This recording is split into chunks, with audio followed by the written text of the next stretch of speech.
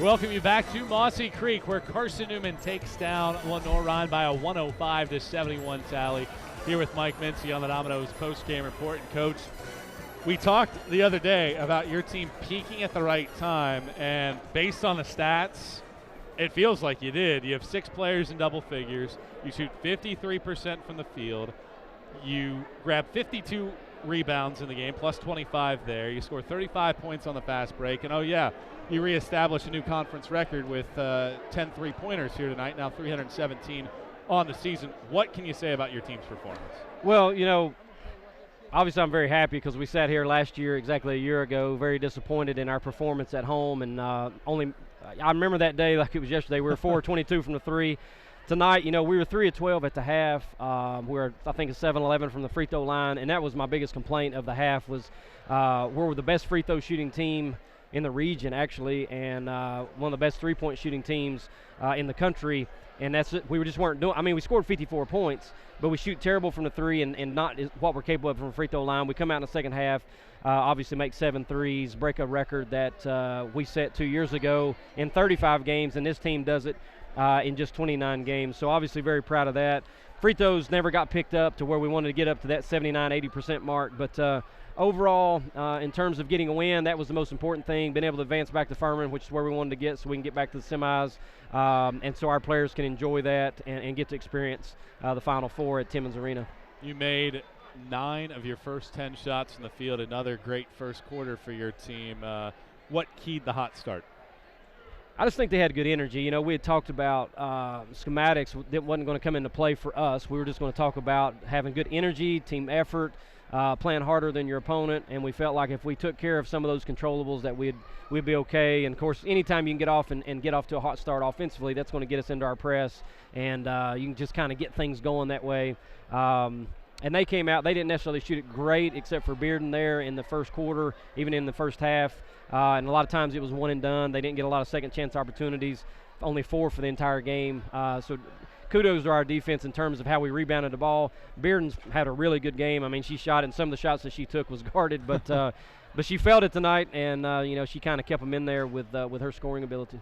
Let's talk about Kayla Marisites. This is the last game she'll ever play inside of this arena, and how about a quality little 21 points, 13 rebounds, 5 steals, and she does it in just 23 minutes of play. What'd you see from your senior who felt like she was as confident as she's been all year? Yeah, I mean, I don't really want to think about the fact that we're not going to have her. You know, I wanted to make sure that we got past this game so we can go and compete and try to compete for a tournament title and try to extend our season as much as we can. We felt like if we got this one that it's probably going to solidify us in terms of moving forward into the next week's NCAA regional. And so as many games as we can get out of her, that's what we're trying to do. And when you look at it, you know, she doesn't complain. We felt like that we could go platoon and play. We only had 10 players available tonight because Abby's sick, and we played all 10, and it's a pretty deadly combo for us when you can put 10 capable players on the floor. But she only gets 23 minutes. She goes for another double-double.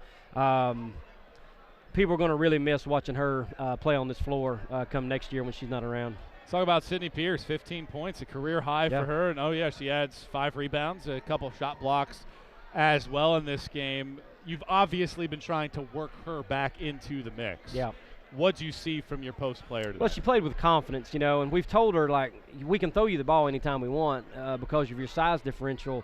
You just got to have confidence to be able to put it in. And here's the biggest difference, and I hope Sydney watches this video, is I came in the other day, I think it was yesterday or the day before, and she was in here, getting the music ready, and she was going to go shoot on her own. And that's one of the things we've tried to be impressed upon them is like, look, you got to get in the gym outside of practice time. And so I hope that's a message to her. I don't know if she does that a lot or not, but I know that day she was in here, and then she comes in here, she makes the shots that she's capable of making. She goes 7 of 9 from the field.